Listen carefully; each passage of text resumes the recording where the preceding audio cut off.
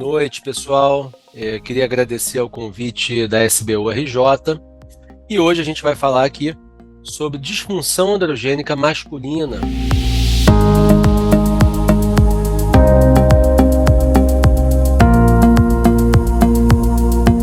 Anteriormente chamado de andropausa, e vamos falar um pouquinho quando e como tratar isso.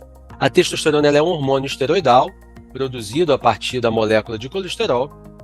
Certamente é o principal hormônio sexual masculino e nós vamos descrever a síndrome clínica que causa uma deficiência da produção de testo e ou de espermatozoides, nós vamos chamar de hipogonadismo, e certamente esse tópico envolvendo a testosterona e a terapia de reposição de testosterona, ela é um dos grandes trend topics na medicina atualmente, e a gente vai mostrar mais a seguinte o porquê.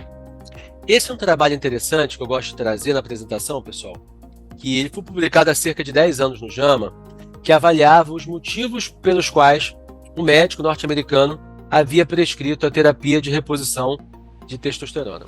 Percebam, senhores, que em 50% dos casos, metade dos casos, de fato, o hipogonadismo era a indicação precisa, como deveria ser, logicamente, mas percebam, senhores, que em 35% dos casos, a indicação era astenia, sintoma extremamente inespecífico com várias outras possibilidades de causa.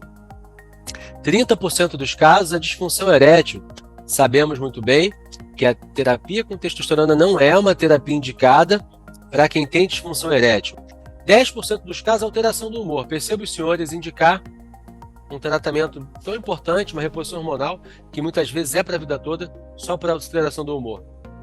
E, por fim, pasmem os senhores que 26% dos pacientes, ou seja, um quarto dos pacientes que tiveram a terapia de reposição de testosterona indicada, não tiveram nem mesmo os níveis de testosterona dosado. Então, talvez essa realidade seja um pouco da realidade brasileira, então, não sei se conforta ou não, essa realidade não é só Brasil.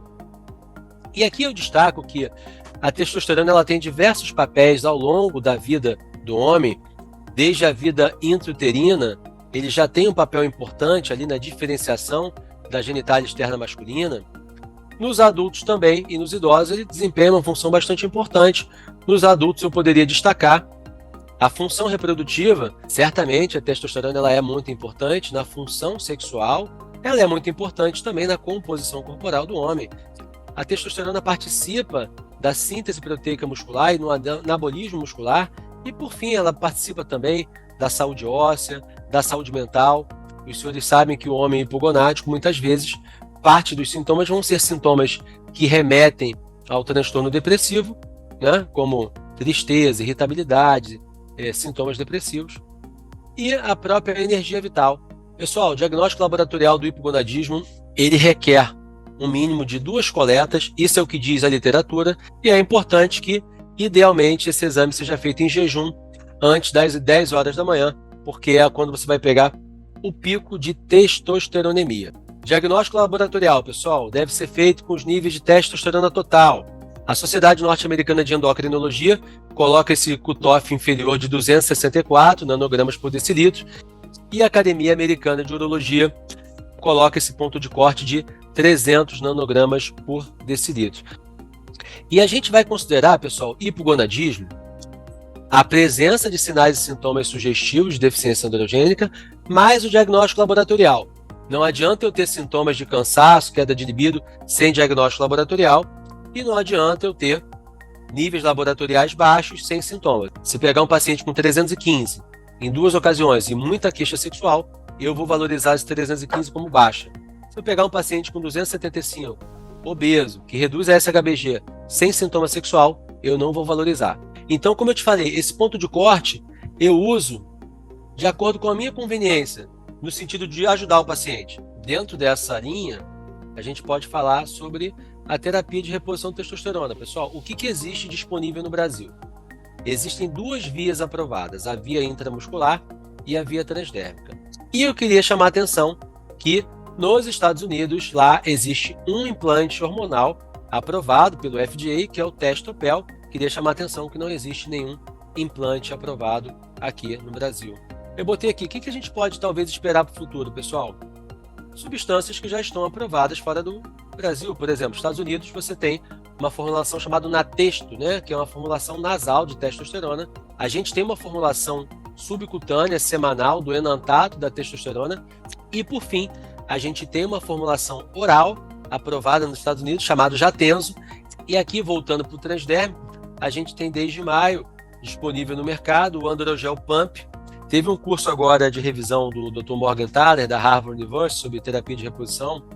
De acordo com ele, ele coloca que 10 a 20% das pessoas, dos homens não respondem à via transdérmica.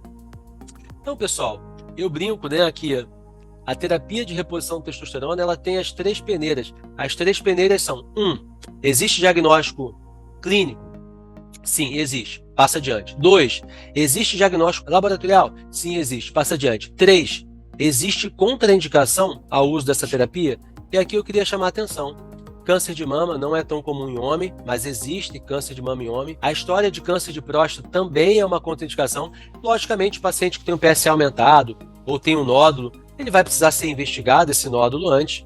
E o paciente com insuficiência cardíaca descompensada ou algum evento cardiovascular há menos de 6 meses também são contraindicações. Meus comentários finais são que a testosterona nos homens exerce diversos papéis importantes, desde o período embrionário, período intraútero, até o adulto e a terceira idade, com importante função no funcionamento prostático, da função sexual, do humor, do metabolismo ósseo e assim por diante. E a terapia de reposição de testosterona, minha gente, ela, como todo tratamento, apresenta riscos e benefícios, né?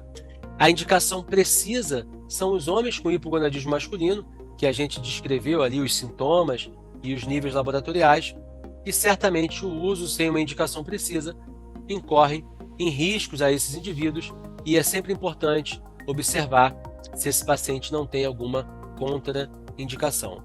Então, pessoal, agradeço o convite do meu amigo Dr. Cláudio Pessoa, de toda a SBU RJ pelo convite. Obrigado, pessoal.